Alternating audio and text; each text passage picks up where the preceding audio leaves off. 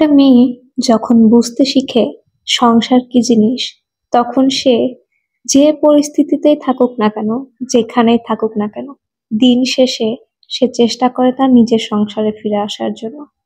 এই যে যেমন আমার কথায় ধরেন না কেন, মা বাবার বাসায় আমার খুব একটা মন এখন লাগে না বললেই চলে। অথচ আমার জন্ম, বড় হয়ে ওঠা সবকিছু কিন্তু তাদের সাথে। কিন্তু যখন থেকে আমি বুঝতে শিখেছি যে সংসারটা আমার নিজের এবং আমার সংসারের দায়িত্ব, কর্তব্য এবং আমার সংসারটাকে ঠিক মতো পরিচালনা করার দায়িত্ব একমাত্রই আমার নিজের, ঠিক তখন থেকে না আমার আসলে আর কোথাও ভালো লাগে না। আমি সব সময় চেষ্টা করি যেখানেই থাকি না কেন, যে পরিস্থিতিতেই থাকি না কেন, নিজের সংসারে যত তাড়াতাড়ি সম্ভব ফিরে আসতে। এই যে ঈদের মধ্যে গিয়েছিলাম বাড়িতে, আরো আগে চলে আসার কথা কিন্তু আসতে পারিনি, কারণ সংসারের পাশাপাশি একটা নারীর শিক্ষিত হওয়াটা অনেক বেশি জরুরি। তো সেই পড়াশোনাটাকে আর বাদ দিতে পারিনি। তাই আমার পরীক্ষা ছিল, যার কারণে আসতে বেশ সময় লেগে গিয়েছে এবং অনেকদিন পরে আমি ঢাকাতে ব্যাক করছি। এই যে ঢাকাতে আবার যে ব্যাক করছি, এটাও কিন্তু আমাকে একা একাই ব্যাক করতে হচ্ছে। যেহেতু আমার হাজবেন্ডের ছুটি ছিল না, তাই আমাকে নিজে নিজেই আসতে হয়েছে একা একা। তো একা একা এতগুলো জিনিস নিয়ে কিভাবে ঢাকা থেকে আমি ফেরত আসলাম সেটাই দেখতে পারবেন। এই যে গাড়িতে ওঠার সাথে সাথে এখানে ফুড ভিলেজে একটা বিরতি দিয়ে দিয়েছে। মানে বাসে ওঠার পরে 5 মিনিটও হয়তো আমরা বসিনি, বিরতি চলে এসেছে। এরকম একটা অবস্থা। তো তখন যেহেতু আমি একা ছিলাম, তাই আর ওইভাবে ভিডিও করতে পারিনি, এতগুলো বিড়াল সেই সাথে এতগুলো জিনিসপত্র নিয়ে। তো একদম বাসায় এসে আপনাদের সাথে ভিডিওটা শেয়ার করছি। আর ভিডিওতে আপনারা ইশরাতকে দেখতে পাচ্ছেন। ইশরাত হচ্ছে আমার কাজিন, আমার ফুফাতো বোন। তো ওরা হচ্ছে চান্দাইকোনা নেমে গিয়েছে, আমার সাথে এসেছে বি ব্লক থেকে, মানে বগুড়া থেকে চান্দাইকোনা পর্যন্ত ওরা আমার সাথে এসেছে। দেন ওরা চান্দাইকোনা নেমে গিয়েছে, তারপর আমি বাকি রাস্তাটা একা একাই এসেছি।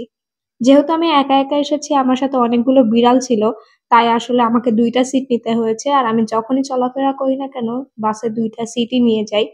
তো এতে করে হয় কি, আমার যেহেতু বিড়াল থাকে, যদি আমি অন্য কারো একজনের সাথে বসি, সে হয়তো আমার বিড়ালগুলোর সাথে কমফোর্টেবল নাও হতে পারে। এই চিন্তা করে আমি আসলে 2 সিট নিয়ে চলাচল করি। তো এই যে বাসায় এসে দেখতে পাচ্ছেন যে কি অবস্থা, আমার বাসার বেহাল অবস্থা। এখানে কাপড় চোপড়, সেখানে কাপড় চোপড়। আর কম্পিউটার টেবিলটা মনে হয় না যে একবারও মোছা হয়েছে, যে এরকম ধুলা ময়লা দেখতে পাচ্ছি সবকিছুর উপরেই। আর বাড়ি থেকে আসবো, আমার আম্মা আমাকে কিছু দিয়ে দিবে না, আজ পর্যন্ত এরকমটা একবারও হয়নি। তো আপনাদের সাথে শেয়ার করছি যে আমার আম্মা আমাকে বাড়ি থেকে কি কি দিয়ে দিল। আর মায়ের ভালোবাসার কোনো তুলনা হয় না, সেটা যেই হন না কেন। তো আমার ক্ষেত্রে আমি একটু স্পেশাল ফিল করি, কারণ যেহেতু আমার কোনো ভাই বোন নেই, আমার বাবা মার যা আছে সবকিছু আমার নিজের। তো সেদিক থেকে আমি একটু প্রিভিলেজ বলতেই পারেন। তো এখানে নিয়ে এসেছি, আসার সময় হচ্ছে যেহেতু কোরবানির ঈদ ছিল, এখানে গরুর ভুঁড়ি বা বট যেটাই বলেন সেটা, দেন নিহারি ছিল, আরো গরুর মাংস, কলিজা, এগুলো সব দিয়ে দিয়েছে আমার আম্মা। সেই সাথে এই অসুস্থ শরীর নিয়ে আমার আম্মা আমাদের জন্য রান্না করেও পাঠিয়ে দিয়েছে। আমার আম্মার হাতের রান্না আমি পছন্দ করি, প্রত্যেকটা বাচ্চাই তার মায়ের হাতের রান্না খুব পছন্দ করে, কিন্তু আমার হাজবেন্ডও আমার আম্মার হাতের খাবার অনেক বেশি পছন্দ করে। তার কাছে আমার আম্মার হাতের রান্না অনেক বেশি ভালো লাগে। ইভেন সে আমাকে সবসময় এটা বলে যে, "তুমি একটু মায়ের কাছে থেকে রান্না-বান্না শিখো। তোমার রান্না আর মায়ের রান্নার মধ্যে অনেক বেশি তফাৎ। কেন তুমি মার মতো করে রান্না শিখতে পারো না?" তো প্রত্যেকটা মানুষেরই একেকটা কি বলবো আলাদা হাতের ছোঁয়া আছে। আমি সেটা মনে করি। সেম জিনিসপত্র দিয়েও যদি আমি রান্না করি, দেখা যাবে আমার মায়ের হাতের মতো রান্না কখনোই হবে না। তো যাই হোক, এটা তো তাকে আর বোঝানো সম্ভব না। তবে আমি চেষ্টা করি খাবার মজা করে রান্না করার জন্য। বাট তারপরেও তার কাছে আমার মায়ের হাতের রান্না সবচেয়ে বেশি মজা লাগে। তো এতক্ষণ তো দেখালাম মাংস-টাংস কি, কি দিয়ে দিয়েছে সেগুলো। সেই সাথে শুকনা অনেক কিছু দিয়ে দিয়েছে। এই যে এই নুডলসটা দেখতে পারলেন। এই নুডলসটা আমি বগুড়া গিয়ে কিনেছিলাম যেন বাসায় খাওয়া-দাওয়া করতে পারি। তো সবগুলো খেয়ে আর শেষ করা হয়নি। বাকি যে কয়েকটা ছিল সেটা আমার আম্মা দিয়ে দিয়েছে। এই যে দেখেন আমার আম্মা এত কি বলবো obsessed সবকিছু আমাকে দিয়ে দিতে। তো আমি আমার আম্মাকে বলেছিলাম যে, "আম্মা, তোমার এই পাতিলটা না অনেক সুন্দর। কড়াইয়েরও কাজ হয়, আবার পাতিলেরও কাজ হয়।" পরে আমার আম্মা বাজারে গিয়ে আবার আমার জন্য একটা এরকম পাতিল নিয়ে এসেছে যেন আমি নিয়ে আসতে পারি। তবে আমারটা সাইজে একটু ছোট নিয়ে এসেছে। কারণ আমি বলেছিলাম যে, "আমাকে বেশি বড় পাতিল দিও না। আমার বড় পাতিলের প্রয়োজন হয় না।" তাই আমার জন্য ছোট পাতিলই নিয়ে এসেছে। এছাড়াও এই যে গাছের কাঁঠাল দেখতে পারলেন। আমাদের গাছে এত কাঁঠাল হয় যা বলার মতো না। তবে খাওয়ার সেরকম লোক নেই বললেই চলে। আমিও যে খুব একটা পছন্দ করে খাই ব্যাপারটা সেইরকমও না। বেশিরভাগ সময় দেখা যায় আমাদের গাছের কাঁঠালগুলো মানুষকেই দিয়ে দিতে হয় বা আমাদের আশেপাশের প্রতিবেশী যারা আছে তাদেরকে দিয়ে দিতে হয়। নয়তো গাছে বসে থেকে পাখিরা খাওয়া-দাওয়া করে। আল্লাহ যার রিজিকে যেরকম রেখেছে সেইরকমই হয় আসলে। আর এই যে আমগুলো দেখতে পাচ্ছেন, এই আমগুলোও কিন্তু আমাদের নিজেদের গাছের। আমগুলো এত সুন্দর মিষ্টি মাশাআল্লাহ যা বলার মতো না। রঙও বেশ সুন্দর। বাট একটা প্রবলেম সেটা হচ্ছে বেশি দিন গাছে থাকলে দেখা যায় যে আমের গায়ে পোকা হয়ে যায়। তাই কাঁচা অবস্থায় পেড়ে রাখতে হয়। দেন পাকলে পরে খেতে হয়। বাট যদি মুকুল আসার সময় যদি একটু স্প্রে করা যায় মেডিসিন দিয়ে তাহলেই হয়তো আর এই সমস্যাটা হয় না। বাট আমার আম্মা সেটা করে না। কারণ সে একা সব দিক দিয়ে আসলে ম্যানেজ করে উঠতে পারে না। তাই আসলে হয় না। আর এই যে চিয়া সিডটা দেখতে পাচ্ছেন এটা আমার আম্মার জন্যই নিয়েছিলাম। বাট সে কোনোভাবেই খাবে না। তাকে খাওয়ানো পসিবল না। তাই আমি নিজের সাথেই নিয়ে এসেছি। আর এই যে এখানে দেখতে পাচ্ছেন আটা নিয়ে এসেছি ১ প্যাকেট, সেই সাথে ডাল নিয়ে এসেছি। এগুলো শুকনা খাবার, এগুলো আমার চাচ্চুর দোকান থেকে আনা হয়। আমার চাচ্চুর একটা রেশনের দোকান আছে। তো সেখান থেকেই নিয়ে আসি। আমার যখন যেটা প্রয়োজন হয় আমি একবারে আসার সময় নিয়ে আসি। পরে আমার আব্বু গিয়ে চাচ্চুকে জাস্ট বিলটা দিয়ে দেয়, টাকা দিয়ে দেয়। আমার যেটা প্রয়োজন হয় আমি ওইভাবে নিয়ে আসি। এরপরে এই যে তেল দেখতে পেয়েছেন ওটাও কিন্তু আমার চাচ্চুর দোকান থেকে নেওয়া। সেই সাথে চিনি, মানে শুকনা আইটেম যা লাগে গ্রোসারির সেগুলো নিয়ে আসা হয়। আর এই যে বস্তা ভর্তি দেখতে পাচ্ছেন চাল, এগুলো আমাদের নিজেদের ক্ষেতের ধানের চাল। আমার আম্মা নিজে হাতে বানায় এগুলো। তো আমি ছোট থেকে বড় হয়েছি আমাদের নিজেদের ক্ষেতের ধান বা চাল খেয়েই। তো এখন আর আসলে ওইটা সম্ভব না ছেড়ে দেওয়া। কারণ বাজারের কেনা চাল আমি খেতে পারি না। আমার হাসব্যান্ডও খেতে পারে না এখন। তো যাই হোক এই সবকিছু আমার আম্মা দিয়ে পাঠিয়েছে। কি বলবো? মানে প্রত্যেকবারই মানে এইরকম মানে বস্তা জিনিস আমি যখনই চাই নিয়ে আসি। শুধু আমি না, আমার মনে হয় প্রত্যেকটা মেয়ে যখন বিয়ের পরে তার মা-বাবার বাসায় যায় এবং ফেরত আসে এইরকম জিনিস ভরেই নিয়ে আসে। তো ওগুলো সবকিছু গুছিয়ে রেখে বেডরুমটা এখন ক্লিন করতে চলে এসেছি। আর দেখতেই পাচ্ছেন আমার বেডরুমটার কি বেহাল অবস্থা। ধুলা পড়ে, শ্যাওলা পড়ে একদম স্যাঁতসেঁতে হয়ে গিয়েছে। আমার হাসব্যান্ড একটা দিনও এগুলো পরিষ্কার করেনি। তো যাই হোক তার কাছ থেকে এরকম কোনো এক্সপেকটেশন আমি রাখি না। তো এখন এগুলো সব ক্লিন আপ করে ফ্রেশ-ট্রেশ হয়ে আমি চলে এসেছি খাবার রান্না করতে। কারণ সারাদিন অনেক ধকল গিয়েছে আমার উপর দিয়ে। এখন আমাকে খাবারটা তো খেতে হবে। তাই কি খাবো ভাবতে দেখলাম যে হচ্ছে ফ্রিজে একটু ভাত ছিল।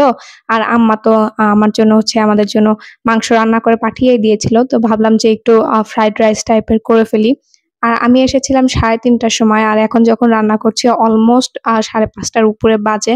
তো এতক্ষণ শুধু আমার লেগে গিয়েছে ঘর-দোর পরিষ্কার করতেই। তো যার কারণে আমি আর আপনাদের সাথে ওইভাবে ভিডিও তো শেয়ার করিনি। আমি চাচ্ছিলাম পটাপট সবগুলো কাজ শেষ করে ফেলতে। তো ওগুলা শেয়ার করতে পারিনি আপনাদের সাথে যে কিভাবে কি ক্লিন আপ করলাম। তো এখানে দেখতে পাচ্ছেন ফ্রাইড রাইসের জন্য আমি একটু পিঁয়াজ, মরিচ সবকিছু কেটেই নিয়েছি। এই সাথে হচ্ছে কি বলবো আগে যে গরুর মাংসটা রান্না করা ছিল সেখান থেকে কয়েক টুকরা গরুর মাংস তুলে জাস্ট একটু ছোট করে কিউব করে কেটে নিয়েছি। ১ম এ ডিমটাকে ভাজি করে নিয়েছি। এরপরে হচ্ছে পিঁয়াজ, মরিচ দিয়ে একটু মরিচটাকে কি বলবো ভাজা করে নিয়েছি। আর পেঁয়াজটা একটু আস্ত বা কাঁচা থাকলে আমার কাছে ভালো লাগে ফ্রাইড রাইসের মধ্যে। দেন আগে থেকে ওই যে রান্না করে রাখা বিফটা দিয়ে দিলাম। দিয়ে এগুলো একটু সটে করে নিয়ে এখন সস দিয়ে দিচ্ছি। এখানে আমি ওয়েস্টার সস, দেন সয়া সস আর ফিশ সস ব্যবহার করেছি।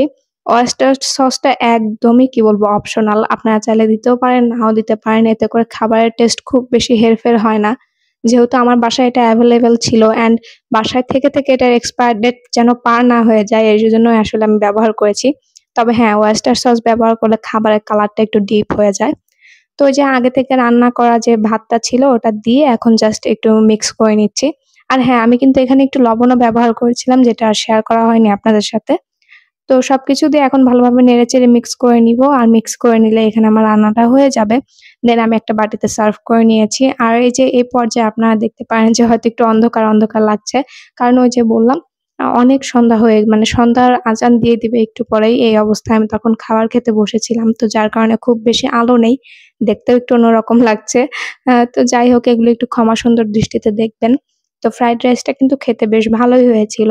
তো সারাদিন এত জার্নি করে এসে ঘর-দোর গুছিয়ে দেন হচ্ছে কি বলবো রান্না-বাড়া করে যখন খেতে বসেছি খাবারটা জাস্ট মানে কি বলবো অস্থির লাগছিল। আর এমনিতে আমার ফ্রাইড রাইস বা চাইনিজ টাইপের খাবার একটু বেশিই পছন্দ। আমি জানি না কারো কাছে ভালো লাগে কিনা বাট আমার কাছে বেশ ভালো লাগে। আর ওই যে বাসে যখন ফুড ভিলেজে বিরতি দেয় তখন একটা মোজো নিয়েছিলাম। তো সেই মোজোটাই পুরাটা তো আমি শেষ করতে পারিনি বাসে। কারণ বাসে বিড়ালরা ছিল ওদের সাথে থেকে আর খাওয়া পসিবল হয়নি। তো সেটাই বাসায় এসে ফ্রিজে রেখে দিয়েছিলাম, দেন খাওয়ার সময় নামিয়ে নিয়েছি। আর খাওয়া দাওয়া শেষ করে আমি মাশাল্লাহ বেশ বড় একটা ঘুম অ্যান্ড রিল্যাক্সের একটা ঘুম দিয়েছি। তো ঘুম থেকে উঠে দেখি ৮টার মতো বাজে অ্যান্ড জানলা টানলা খুলে দেখি যে বাহিরে এত অন্ধকার হওয়া সত্ত্বেও আকাশে যে মেঘগুলো ছিল সুন্দর সাদা সাদা মেঘ ঘুরে বেড়াচ্ছে দেখা যাচ্ছিল। যদিও আমার ক্যামেরা কোয়ালিটি ওইরকম একটা ভালো না, তো যার কারণে আপনারা হয়তো বুঝতে পারবেন না, তবে আমি শেষে একটা ভালো ফুটেজ দিয়ে দেওয়ার চেষ্টা করেছি, চাইলে দেখতে পারেন। মানে এত সুন্দর লাগছিল আকাশটা যা বলার মতো না। তো যাই হোক, এটাই ছিল আমার আজকের ভিডিও। আশা রাখবো আমার আজকের ভিডিওটা আপনাদের ভালো লেগেছে। যদি ভালো লাগে অবশ্যই লাইক, কমেন্ট, শেয়ার এবং আমার চ্যানেলটাকে কিন্তু সাবস্ক্রাইব করতে ভুলবেন না। দেখা হবে নতুন কোনো ভিডিওতে। টিল দেন, আসসালামু আলাইকুম সবাইকে।